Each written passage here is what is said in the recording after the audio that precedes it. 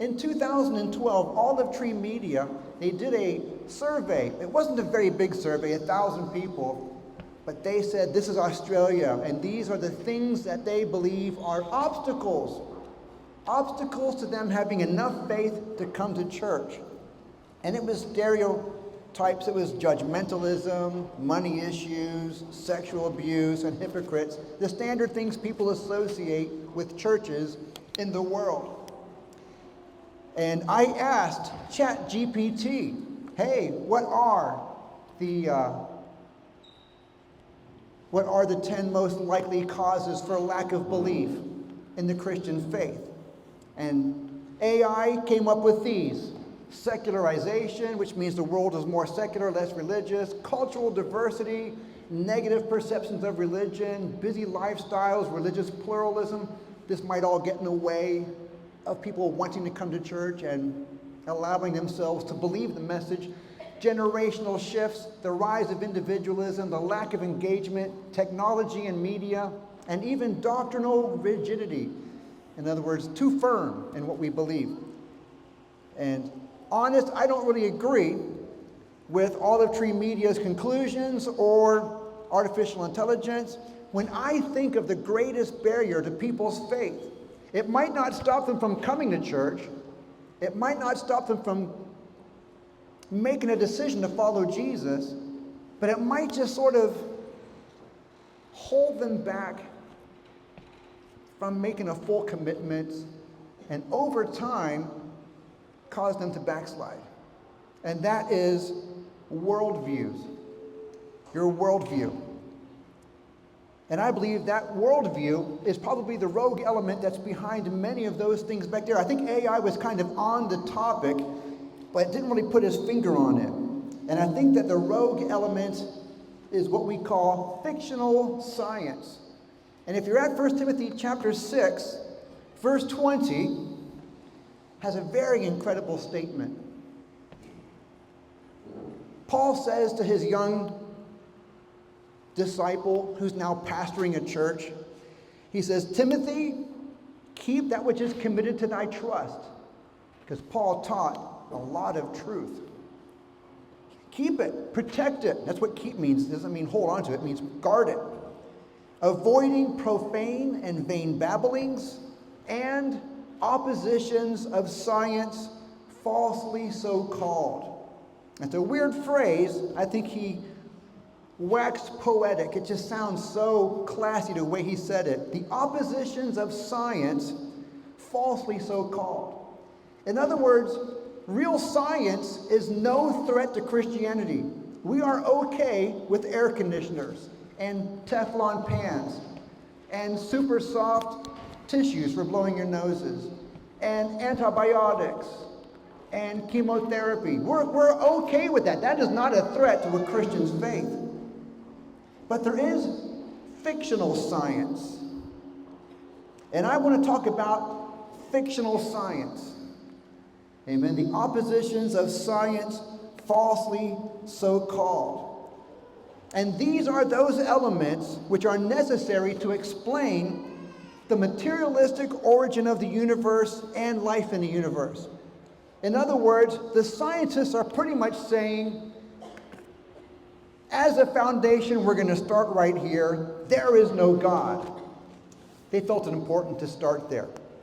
Now, there's no justification for that. There's no proof. There's nothing that actually says, you really need to stay away from faith in God because it's anti-scientific. But they just sort of anti-scientifically said, let's start there. Let's make a foundation that there's no God. And then they say, look around, and there's humans, and there's animals, and there's galaxies, and there's DNA, and there's all kinds of amazing stuff. So if there's no God, and here we are, then their conclusion says, well, we must have evolved. That's all they can conclude. Now, there's no evidence of evolution. There's no biological process for the creation of new DNA.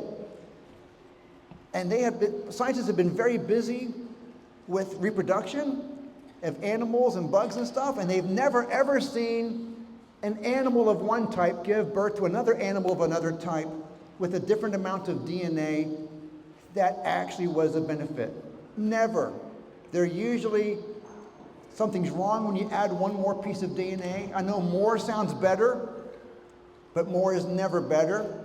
We have all kinds of names for when there's one too many DNA, or one's been tinkered with, one came out improperly. And for evolution, you would need to have that kind of freak of nature happen several times, and then those two find each other and then reproduce, and then even then, it's funny, they're pre-programmed to reproduce normal animals just like themselves, just like their parents.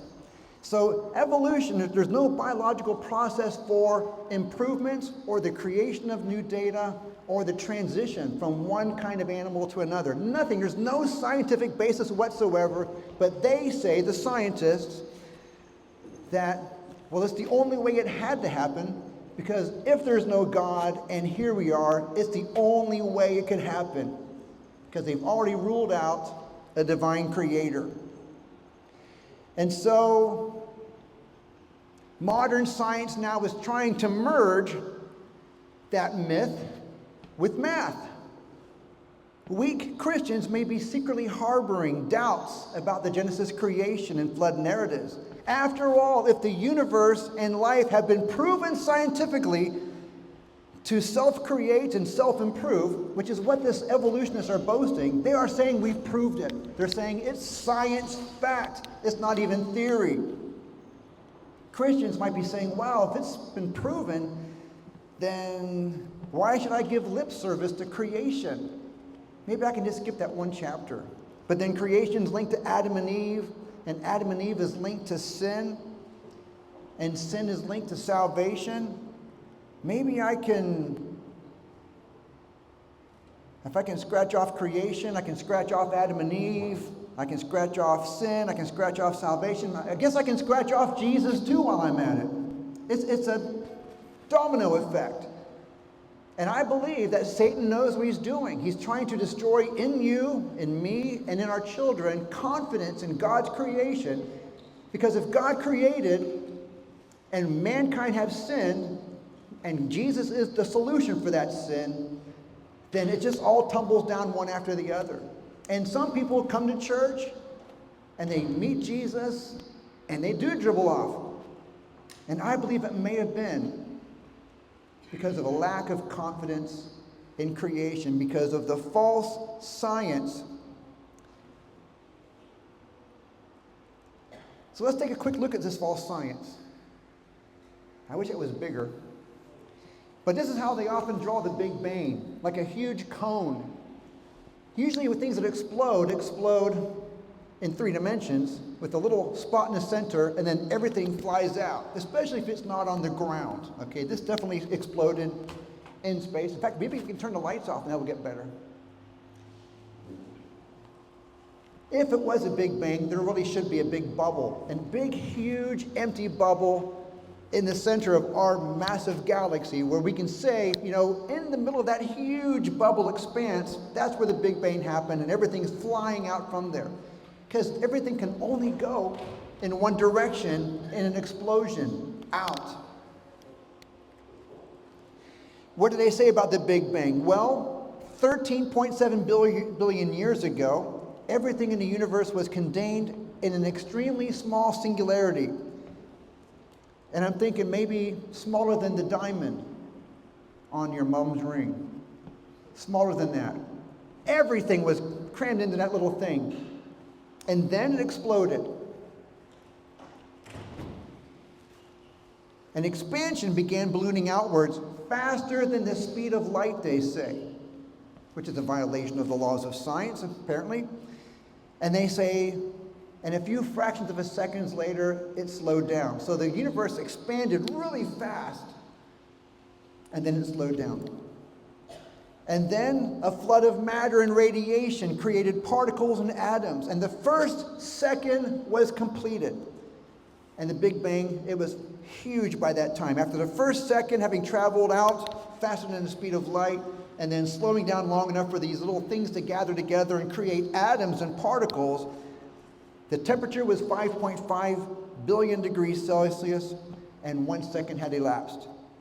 And then, about 370,000 years later, the universe cooled down to negative 213 degrees Celsius, which enabled hydrogen and helium to form. And with this new galactic soup swirling and expanding, the first galaxies began to form about 380 to 800 million years. It's amazing. These guys know exactly what happened. They can give it to you like it's like they're telling you the Star Wars trilogy. They know all about it. Then using our imagination, the only way to get heavier elements like oxygen, iron, gold, uranium are for stars to explode and make heavier elements, and then thousands, tens of thousands of miles of light years away, enough of these pieces will coagulate and form a planet from various explosions. Just kind of get your magic wand called millions and billions of years and just begin waving it, okay? And that's how evolution works it. Now, there are some Christian scholars like Fred Heron and Dr. Francis Collins, who's a Christian, who was on the Human Genome. Yeah, he led the Human Genome Project where they documented the human DNA. Both of these guys believe that the Big Bang could be compatible with Christian faith because they're strong Christians. They say, hey, what's 14 billion years to God? There's no big issue. Time, he's got plenty of it. But then they say, start reading your Bibles in Genesis chapter 12 with Abraham. Everything in front of that is a fancy way of saying God made everything. But don't pay attention to the details. I think that's sloppy Christianity. Now, other Christian apologists, like Kent Hovind, whose nickname is Dr. Dino. Does anyone know Dr. Dino's? Who's seen Dr. Dino's stuff? Or is it Dino? Dr. Dino on YouTube? You guys need an education. You guys need some culture. Ken Ham. Who's heard of Ken Ham? He's Australian. He's one of us. He actually went to America. He actually created a full-size ark in Kentucky. And he's getting lots of flack over that. But it's brilliant. And so anyways, these guys are creationists who believe that Big Bang is a desperate attempt to get rid of God, get rid of morals, and the need for salvation. They say, honestly, that Big Bang and creation are religious assumptions. And they say it's unfair that evolution, a religion, should be taught at taxpayer expense in American schools. They decry the ridiculous assumptions that the Big Bang created the need for faith in dark matter and dark energy, and that in spite of all the coincidences, they would rather believe in multiverses than divine intelligence to explain it all. This guy has 8 videos for free on YouTube. I recommend you watch them. He's got the age of the earth, and then the Garden of Eden, and dinosaurs in the Bible, then lies in the school's textbooks. He actually shows you lies that they use to support evolution, which are abundantly obvious lies. And then he talks about the dangers of evolution. And then he gives you the Hovind theory, and then 2 videos of questions and answers. But if you only have time to watch one video from Kent Hovind, then you need to watch where he takes on 3 evolutionists in one time. A big debate with 3 evolutionists, university professors, and he takes them all on. And in that video, that's where he answers you've probably seen a little clip where someone says, where did God come from? And he answers that question most brilliantly. It was during this debate where he answered that question. So it's about 2 hours long. It's your evening entertainment for Sunday night. I recommend, if you can get YouTube on your TV, find this video. It's called 3 Evolutionists versus 1 Creationist, and watch him slam dunk the evolutionists. He lets them talk. He lets them share their theories. He debunks them. They try to debunk him. And I think anyone can obviously see that he slam dunked them. 1 creationist, 3 evolutionists. And the reason why that's possible is because there is absolutely no evidence for evolution. In fact, all the science, everything we can see and document, starting with Newton, it all supports creation. The only way we can be here, life is too intricate. The only way we can be here is if an intelligent designer made us completely as we are, and then variations follow, where we have different species of animals, dogs turn into different dog kinds, horses, different horse kinds. The zebras and the horses are related, obviously, and things like that. So I recommend everyone watch that tonight. If you've never seen it, you'll find it to be very intense, because it gets a little intense. When they come up and bring what looks like a very good argument, you get really scared. Oh no, how's the Christian going to respond to that? And honest, this guy should be like a world wrestling federation. He will slam dunk and pile drive and all kinds of arguments, because he understands science. He's not a dope. People think of Christians as hillbillies. They think of us as Neanderthals dragging our knuckles believing in God. But you'll see that science is on this side of Christianity. It's just that science fiction area where it's all speculation. Creation is more consistent with Newton's celebrated 3 laws of motion, because the laws involve the transfer of energy, which brings up the issue of matter, and the fact that matter is never created or destroyed. Think about it. Matter is never created or destroyed, scientifically. Materialistically. That points to a supernatural creator. Because if science says it can't happen by itself, and here it is, that means a supernatural creature must have. And also, if you look at life, there's an honest scientist called Paul Davies from South Australia, wrote a whole book called The Fifth Miracle. And he talks about how life was created on day 5 in creation. He says life is impossible to evolve. He talks about how difficult it is. He spends about 20 pages saying how absolutely impossible it is for a life to create itself, and then he says, but it had to happen because here we are. He's got the honesty, then he jumps to the conclusion. And he goes so far as to say that life was evolving on Earth just before the Ice Age.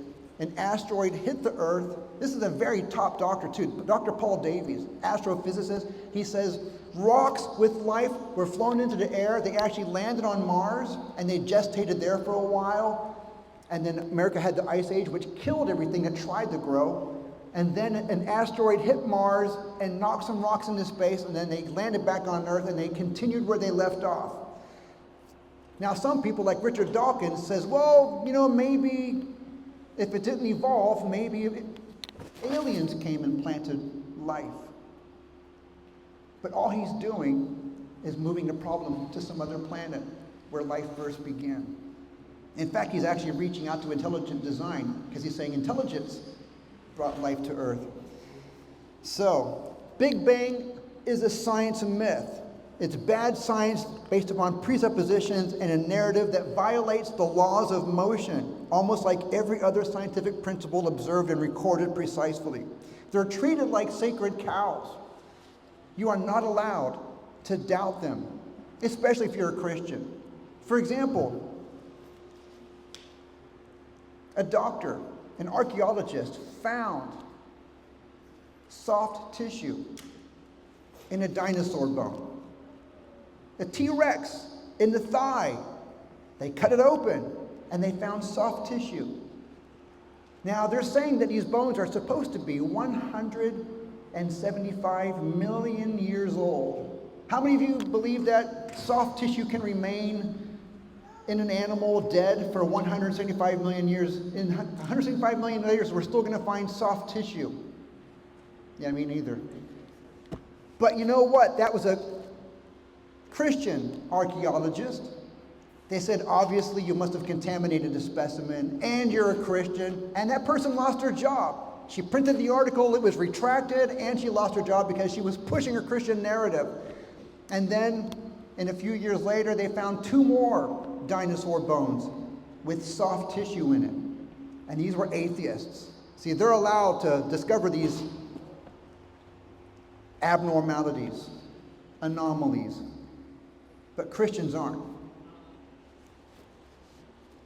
They've even found blood cells.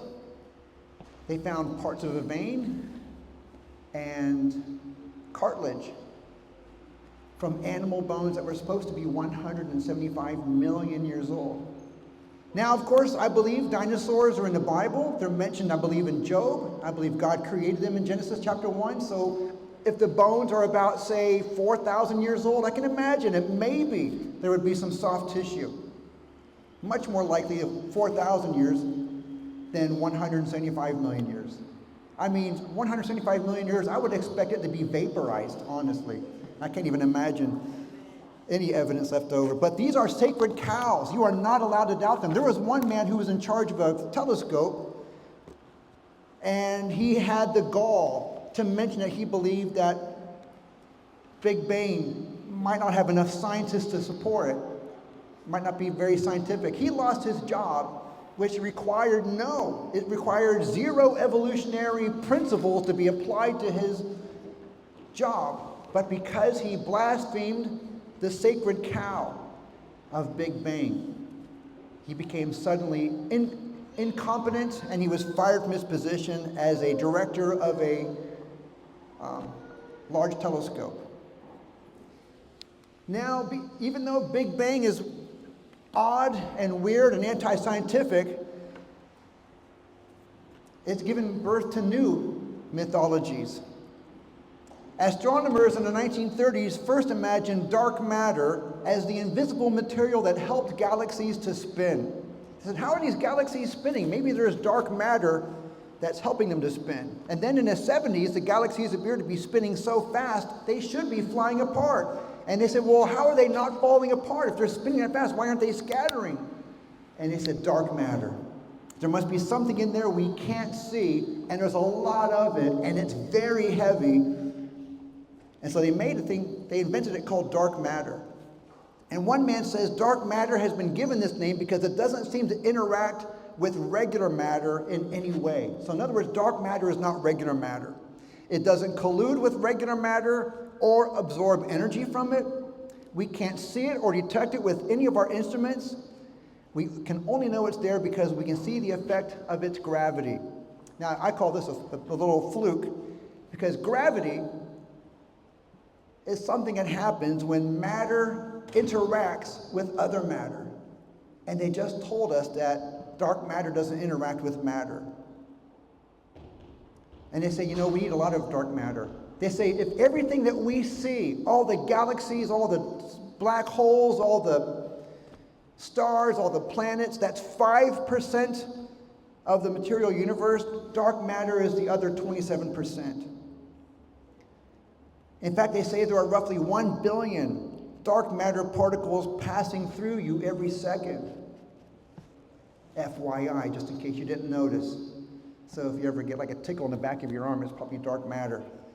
Billions of pieces of dark matter. There's so much dark matter, it's flying through all of us. We are being just perforated by dark matter, but it's okay because you can't notice it, you can't see it, it doesn't detect it. In other words, they're trying to say it's undetectable. They say it's everywhere, it's indescribably small, but you put it into a galaxy, it'll begin making a difference. Or so they say. And atheists, they will only mock influences if they didn't invent them, invisible influences. And when it suits them, they will invoke their own deities and protect their honor. So it may be impossible to prove dark matter exists because it's impossible to prove. Kind of like we can't measure God. We can't say where his throne is. We can't point at him. They can't measure him. They can't measure his light. They can't measure his weight. And they say, well, if he doesn't exist, and yet they have something exactly like God, same principles. And then they go further. Let's go past dark matter. Another observation made about the universe in general is not only that it's expanding, but it's expanding at a very fast rate, faster than scientifically predicted by Newton's 3 laws of motion. In fact, some observations of redshift make it seem like Earth is in the middle of the galaxy and everything appears to be retreating from us in every direction. And the further away things are, the faster they're going. And I find it odd that they use one measurement, one phenomenon, to measure two things. The faster it's going, the further away it is. I think it's one or the other. Astronomers have found that the further from us a star is, the more its light is redshifted, thus telling us that distant galaxies are moving away from us. And he says, since we can't assume that we have a special place in the universe, he says, we're not in the middle of the universe. We refuse to believe that. Again, that was sort of a Middle Ages, Dark Ages kind of belief that we were in the middle of the universe. It suggests, he said, that everything is moving away from everything else. And I find it amusing that the author assumes we cannot assume that we are in a special place, the center of the universe, but he allows it, like everyone else, to point him to a rapidly expanding universe that stupefies the laws of motion. And how does this happen? Well, there's something that you also can't see, something else we can't see, and that is dark energy. So it's not like dark matter, except that they're both invisible.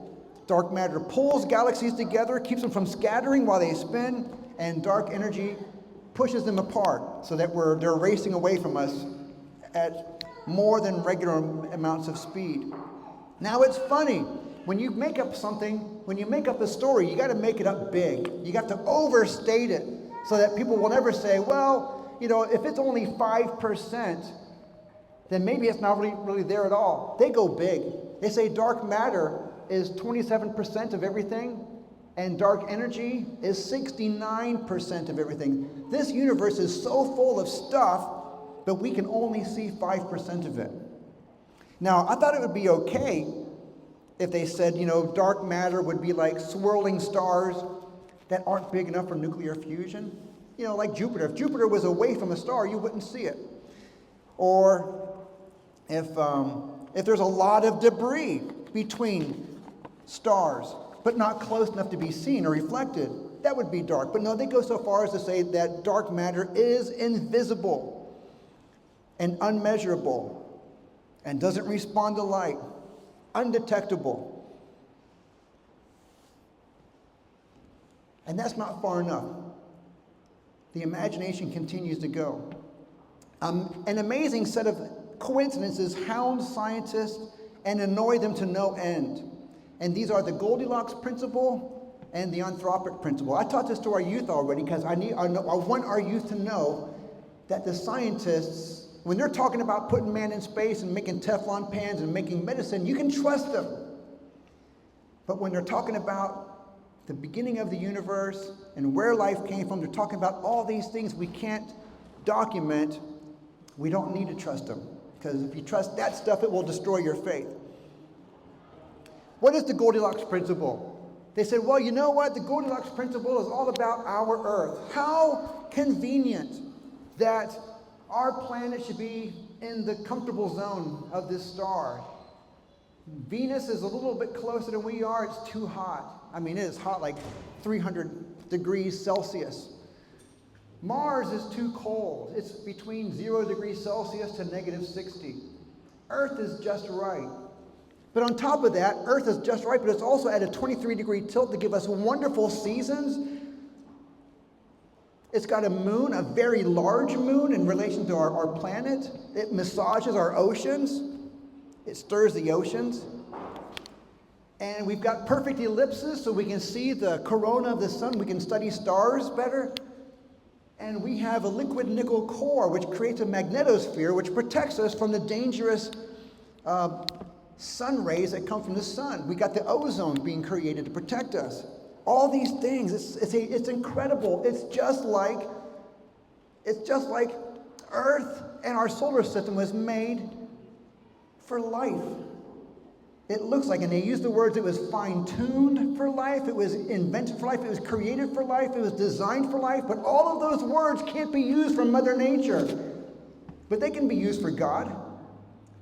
But they can't allow God to have a foot in the door. They always back up, whoa. Okay, Mother Nature, we can say that. Dr. David Attenborough, when you're doing your documentaries, you can say Mother Nature, but don't say God. It looks so suspicious.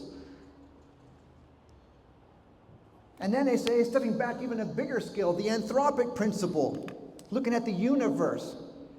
They say the values of 10 basic fundamental constants like gravity, electromagnetic force, weak nuclear force, photon mass, these 10 principles, if you were just to tweak one of them by a small smidgen, like within 1 or 3% of its current setting at the moment, it would be impossible for stars to form or for life to hold together. And then there's 20 more of what we call, what did he call them? There's another term for these other ones. There's more physical principles that need to be fine-tuned. And here's, I'm quoting an atheist. It looks like it was fine-tuned not only for the dynamic interactions between elements on the periodic table, but specifically for the development of life.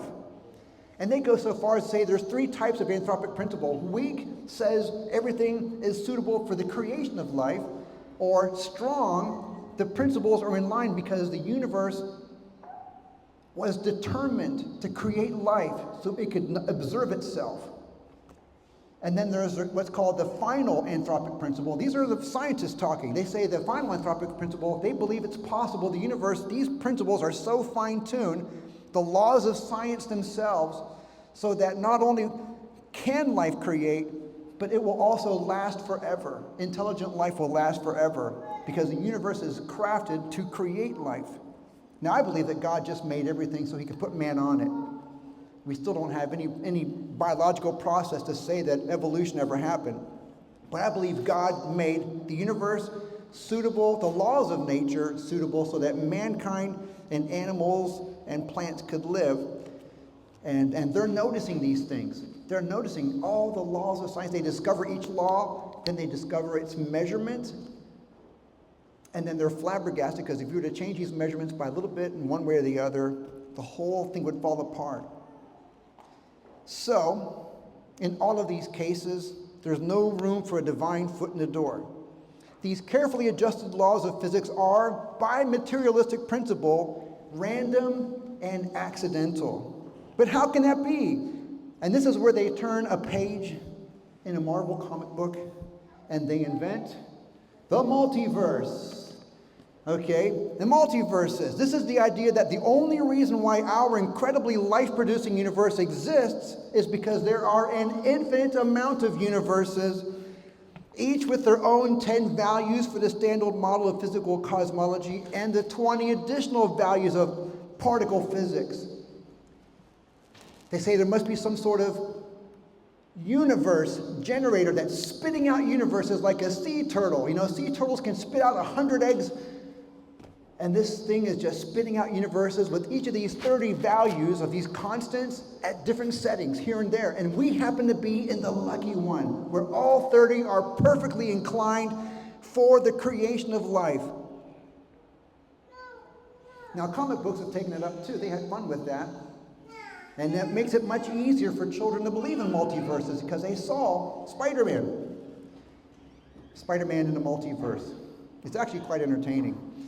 And so kids will get on page with the physics, and the scientists will thrill. Hey, let me tell you about multiverses. And they do it with such authority. Let me tell you about multiverses. That's why we are here, because there are so many universes, and one had to be lucky enough so that we could actually evolve. And this guy made a joke here. He said, somewhere within the quantum foam of existence, each of those is a different universe. Among the very building blocks of reality, there exists a universe where you are Captain America. Because again, if you want to use cosmologists and their random chances, stir the magic wand of millions of billions, anything is possible.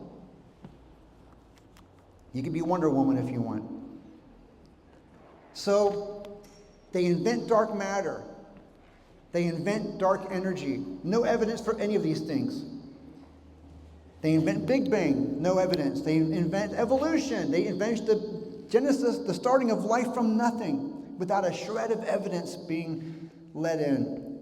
But they can describe to you in great detail the existence of multiverses and even the speed and process by which these multiverses are reproduced. How can they be so brilliant? So again, that's the pressure that Christians are growing up thinking, wow, they've got it all figured out. God's out of a job. We don't need a creator. We don't need Adam and Eve and the snake and the fruit. We can treat church like it's an RSL, but no need to get too committed because we know the first half of the book is myth. The rest of it must be mythology as well. And I think that's what destroys people's faith. The certainty of their belief in the unseen and unmeasurable key elements that tie evolutionary science together requires an amount of faith, blind faith, that humbles most Christians. Frank Turek put a book out. I love this book. I've listened to it. I don't have enough faith to be an atheist. Because to be an atheist, you have to believe a lot of coincidences. A lot. I mean, more radical than President Trump having his ear pierced. I mean, he could have lost his brain so easy. But he just got a hole in his ear. That's crazy. Lots of people are really scratching their heads. How can that possibly? In fact, I even thought, did he cut himself when he acted like he was being hit? Because it was just so suspicious. But it happened. A man here says, on this line of thought, the multiverse should be accepted for the same reason we accept many claims about what we cannot directly observe. Namely, it's an inevitable consequence of an established physical theory. It's right. If you believe in Big Bang, then you absolutely must, by default, have confidence in dark energy, dark matter, and multiverses. You have to. Anyone who doubts any of these must be a Christian, Neanderthal, hillbilly.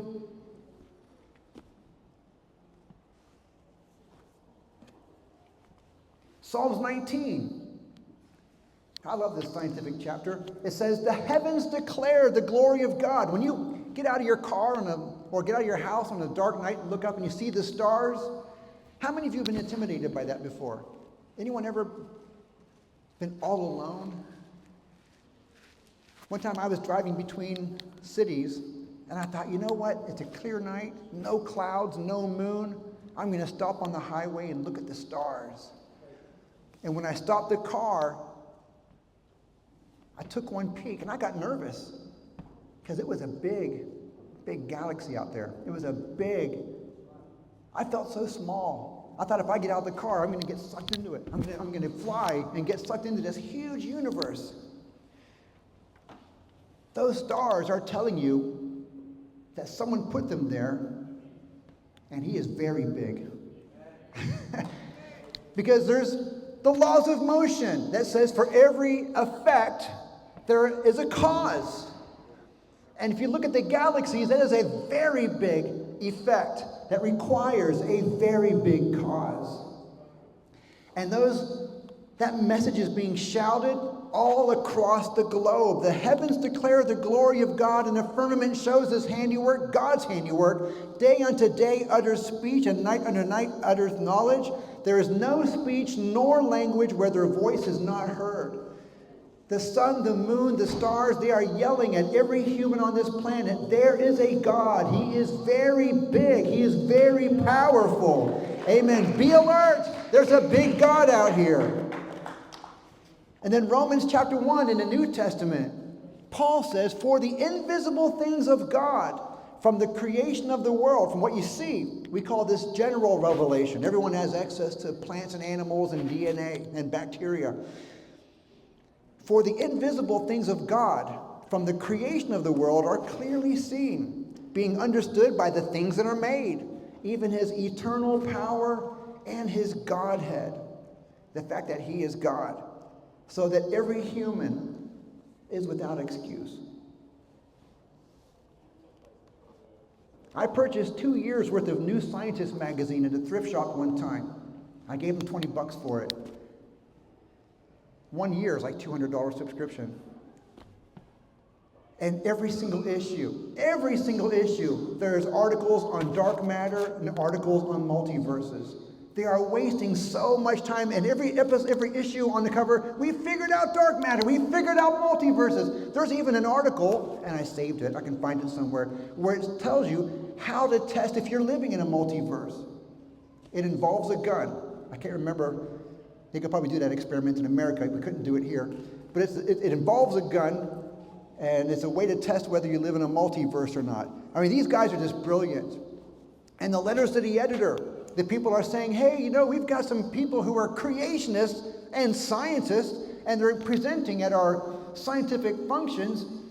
We shouldn't let these Christian scientists participate because they're Christians going to influence and ruin this science. We should make them all sign a statement saying, I believe in evolution and Big Bang before they participate in any scientific adventure.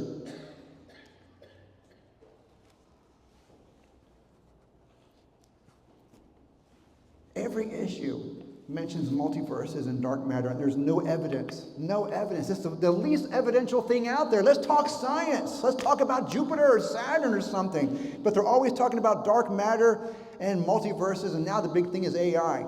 So they might get off that topic after a while. But professing themselves to be wise, they became fools. But the dangerous thing is these fools are influential. Like Hitler said, if you say something long enough and loud enough, people will believe you. And he had all of Germany and Poland and many other countries believing Jews were vermin.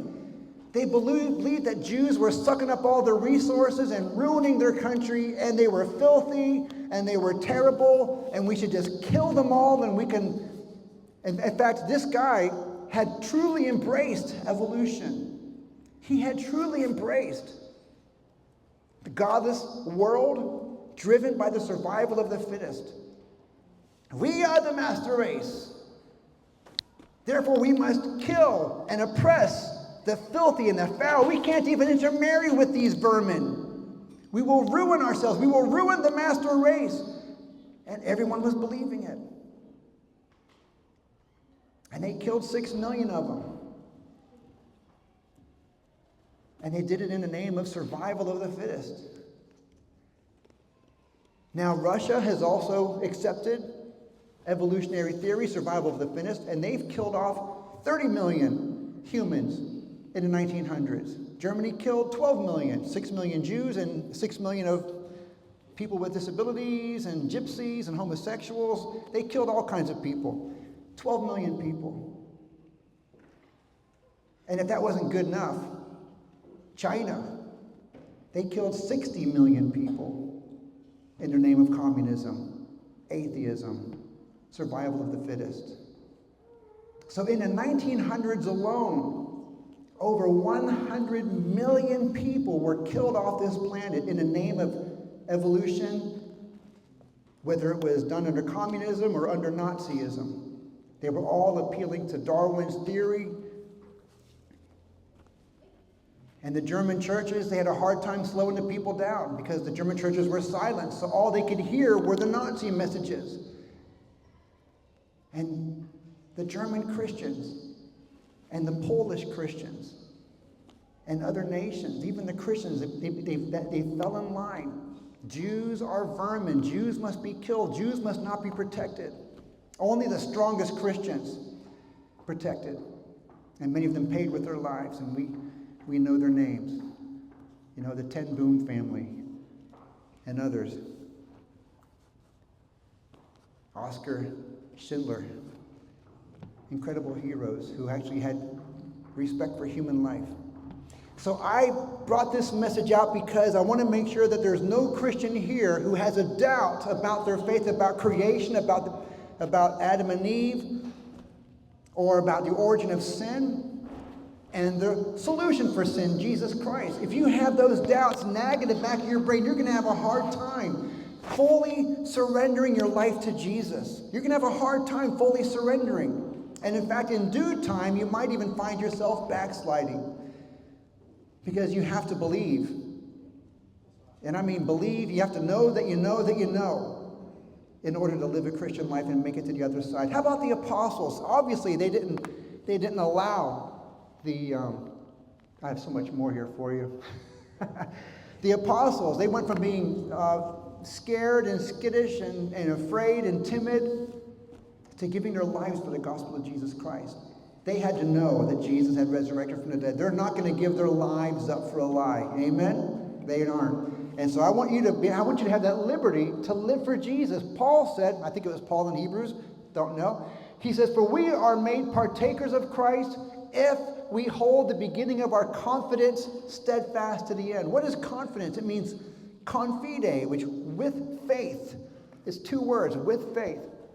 And so, if we can get rid of the doubts, if we can let you know once and for all that evolution is an absolute scramble, hopefully you'll be able to allow yourself to believe the rest of the message. Recklessly believe the truth. And I've got some magazines here. I've already passed them out to all of our leaders and to all of our teenagers, all of our 20-somethings. It's called the Creation Magazine. And these magazines are chock-a-block loaded with information about living animals and the things about them that prove creation. They talk about dinosaur bones. They talk about finding soft tissue, finding modern-day items, fossilized. It didn't take millions of years to fossilize something. They find maybe a shoe that's fossilized in rock. They'll say, we got a piece of rock from a mountain, a piece of rock, magma, that had dried up, took it to a place, and they dated it to be 20 million years old. They show how false. So these magazines, if you want, please just come and grab a copy. Now, if your family already has one, please don't leave it for others. But if anyone here has not received a copy of a magazine, please take it. I want you to just see, because each magazine is chock-a-block loaded with heaps of evidence for creation, against evolution, exposing the lies. I want you to have faith in the Bible, but I don't expect you to have it without knowledge of science. I want you to have good knowledge of science. And if you realize that there are limits, that all their speculation isn't just that, it's just speculation, then you can allow yourself to live for Jesus. I did pass up a little section where I talked about Darwin. He said that, for him, back in his day, they didn't know much about cells. For him, a cell was just like a little bubble, like a little tapioca bubble, like a little custard donut with custard on the inside. Protoplasm, he called it. And you just put a bunch of cells together in different ways, and you can have a marsupial. Put it over here, and you have a plant. And put it together over here. He figured you can just reorganize them any way you want, and make different animals. But we've discovered that each cell has about 50,000 pieces in it, 30,000 pieces. Each cell has, this is funny, I wanted to share it to you, but I can't pass it. Each cell has, it's got ingestion, it's got digestion, it's got metabolism, it's got reproduction, it's got response to stimuli. Cells have defense mechanisms, communication mechanisms, repair mechanisms, maintenance mechanisms, DNA code, respiration, excretion, growth processes. These cells, and you have 1 trillion in your body. Actually, you have about 10 trillion. 1 trillion is you, and about 9 trillion is all that bacteria in your gut. But we'll talk about that later. There are more cells inside you that are not you than are you. But every cell in your body is a factory. It's like a city. It's not like a custard donut. These things could not evolve by themselves. So please, I'm begging you, if you want to know more, please just grab a magazine. I've given them to most of the families, not all the families. I've given them to most of our leaders' families and to our youth. So if you haven't got one yet, like Carlos, Mario, come and grab one if you want to after the service. I want one for your family too. But please, everyone, just come and grab one, take it home, and just read it and be amazed. Because there is an abundance. When I was a young Christian, I thought, it would be scary to talk to an evolutionist. I bet they have a lot of ammo. And what if I find out it's wrong? Christianity's wrong. What am I going to do? Turns out they've got no ammo. All they have is fiction.